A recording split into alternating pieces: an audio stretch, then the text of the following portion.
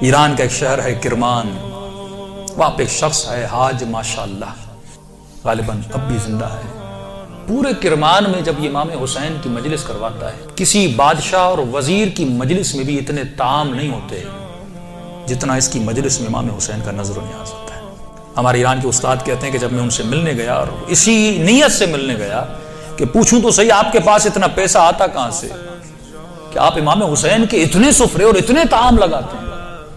جب ملنے گیا تو کہا کہ ایک بوڑھا سا تھا 70 ایئرز کا، چہرے پہ عجیب نورانیت تھی، اور بیٹھا اور مجھے کہنے لگے کہ آج تک حسین کی میں نے جب بھی نیاز کیا میں نے جیب سے ایک پائی نہیں لگائی، مجھے نہیں پتا یہ کہاں سے آتا ہے، کون دے کر جاتا ہے، کہ پھر بھی یہ کیسے ہوا؟ میں نے آپ کے بارے میں بڑی چیزیں سنی۔ اس نے کہا کہ آج سے تقریباً 50 سال پہلے میرا کام تھا نجاری کا، جو لکڑیاں بناتے ہیں نا، لکڑی کا کام کرتا تھا، اور میری بڑی الفت تھی، محبت تھی امام حسین سے، میری زندگی عشق حسین کے محور میں گھومتی تھی۔ میں لکڑی کا کام تو کرتا تھا لیکن میں بڑی محنت کر کے لکڑی کے ممبر بناتا تھا حسین کے لیے، مسجدوں کے لیے ممبر بناتا تھا، تعزیہ بناتا تھا، تابوت بناتا تھا، علم بناتا تھا، جس بھی مسجد کا کام ہو سب سے پہلے وہ کرتا تھا۔ پورا سال میری یہ روش تھی، مسجدوں میں ممبر دینا، تعزیہ دینا، حسین سے عشق تھا۔ اس کے ساتھ ساتھ تھوڑے تھوڑے ہاسپٹلز کے کام بھی کرتا تھا۔ ایک دن کام کرتے کرتے اچانک مجھے اپنی کڈنیز میں بہت تکلیف ہوئی، میں نے درد کو دیکھے اندیکھی کر دی، 2-3 ہفتے گزرے، تکلیف بڑھتی گئی، یہاں تک ایک دن اتنی تکلیف ہوئی میں بے ہوش ہو کے گر گیا۔ مجھے ہاسپٹل لے جایا گیا، ڈاکٹرز نے مجھ سے کہا کہ کب سے تکلیف ہے؟ میں نے کہا 2 ہفتے سے تکلیف پڑ گئی ہے۔ انہوں نے کہا جلدی جا کر اپنے یورین کے ٹیسٹ دو۔ جب یورین ٹیسٹ دینے گیا تو میرا یورین ہی نہیں آ رہا تھا۔ پھر ڈاکٹر نے ایک انجیکشن لگا، کہا آج کے بعد گھر چلا جا، نہ تجھے چلنا ہے نہ تجھے کام کرنا ہے، بس بستر پہ سیدھا ہو کے لیٹ جا۔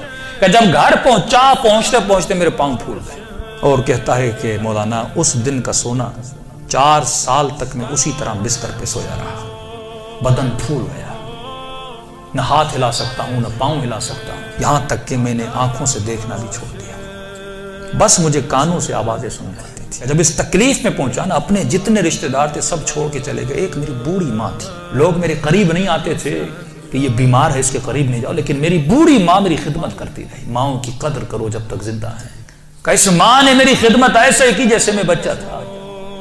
کہ ایک دن مجھے یہ ہو گئے ہاسپٹل آنا جانا، بدن بہت پھول گیا، کھال بالکل نرم ہو گئی، کہ ہاسپٹل لے جایا گیا۔ ڈاکٹر نے جب مجھے پلٹا تو میری پیٹھ پہ کیڑے پڑ چکے تھے کیونکہ بدن نرم ہو چکا تھا۔ میری ماں ڈاکٹر کو کہتی تھی بیٹے کو پانی پلاؤں، کہتا تھا نہیں، بس چمچ کو گیلا کر کے اس کی زبان پہ رکھو۔ کہا 4 سال میں نے وہ پیاس چکھی جس کو سوچ کے میں حسین پہ روتا تھا۔ شدت پیاس میں نے بس دل میں نے حسین حسین حسین کو، اپنے آقا کو میں نے امید نہیں توڑی، حسن ظن تھا میرے آقا حسین پہ۔ کہ جب آخری دن ہاسپٹل میں گئے تو ڈاکٹرز نے میری ماں کو کہا بس یہ چند دن کا مہمان ہے، اسے گھر بھیجا۔ یہ میں نے آواز سنی اور سنی تو میں رو پڑا۔ میں نے کہا امام حسین 4 سال سے آپ سے امید لگا کر بیٹھا، مولا کیا آپ کا عاشق اسی طرح مر جائے گا؟ دنیا کیا کہے گی؟ حسین کے ممبر بناتا تھا اور حسین نے اسے شفا ہی نہیں دی۔ کہ میری ماں نے گھر کے سرداب میں لا کر مجھے سلا دیا۔ کہ وہ دن تھے محرم کے دن، پہلی محرم ہوئی، میری ماں نے جلدی جلدی گھر میں صفائی کرنا شروع کی اور نیچے آئی، کہنے لگی میرے لال محرم شروع ہو گیا ہے، اب میں تجھے حسین کے حوالے کرتی ہوں، میں جاتی ہوں مجلس سننے۔ کہتا ماں یہ کہہ کر چلی گئی، اس سرداب میں سو رہا تھا، 4 محرم کی رات آئی، آج بھی اس کا گھر موجود ہے، سب کچھ ہے۔ 4 محرم کی رات آئی، میں نے دیکھا کھڑکی سے ایک پرندہ اندر آیا۔ کہتے تب تک کان کام کرتے تھے لیکن جیسے یہ پرندہ آیا میری آنکھوں نے دیکھنا شروع کیا، لیکن یہ عجیب کبوتر تھا جس کے 3 پر تھے، سفید تھا، سبز تھا اور لال پر تھا۔ میں نے زندگی میں ایسا کبوتر دنیا میں کہتا میں نے نہیں دیکھا، پنجے اس کے لال تھے۔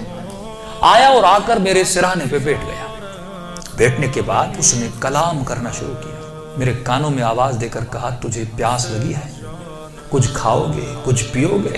4 سال سے زبانوں پہ تالا لگا تھا پر اب یہ تالا کھل گیا۔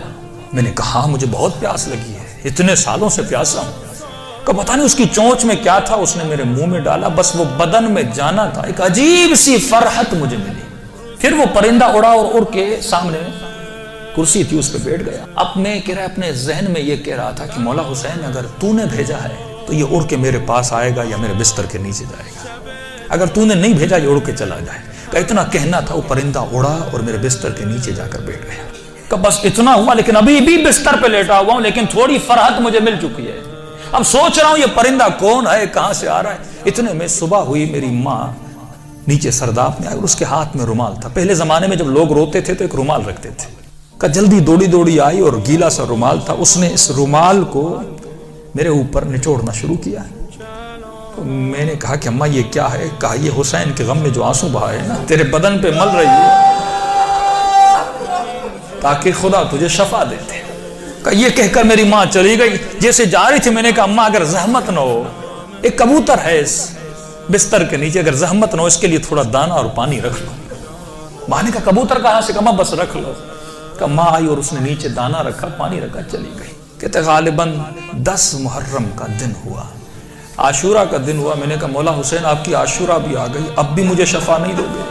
کہا رو ہی رہا تھا کہ اچانک میرے کمرے کا دروازہ کھلا اور میں نے ایک نورانی شخص کو اندر آتے ہوئے دیکھا کہ تب بستر کے ساتھ جو کرسی تھی وہاں آ کر بیٹھ گئے۔ بس میں نے چہرہ دیکھ کے سمجھ گیا یہ میرا حسین ہے۔ مجھے نہیں پتا میں نے کیسے سمجھا، لیکن میں نے دیکھا، میں سمجھ گیا یہ میرا آقا حسین ہے۔ کہہ رہا جیسے میں نے امام حسین کو دیکھا، خود کہتے میں نے مولا کا یہ بازو پکڑ لیا اور بازو کو پکڑ کے میں نے حسین کو لپٹنے کی کوشش کی۔ کبھی بازو کا بوسہ لے رہا تھا، کبھی ہاتھوں کا بوسہ لے رہا تھا۔ کہتا جب میں نے ہاتھ دیکھے نا تو مولا کی انگلیاں کٹی ہوئی تھی۔ میں نے کہا میں قربان جاؤں میرے آقا، 4 سال سے انتظار ہے، میری جان آپ پہ فدا مولا، اتنی دیر لگا دی اپنی زیارت کر۔ امام حسین نے اپنا ہاتھ میرے سر پہ پھیرنا شروع کیا۔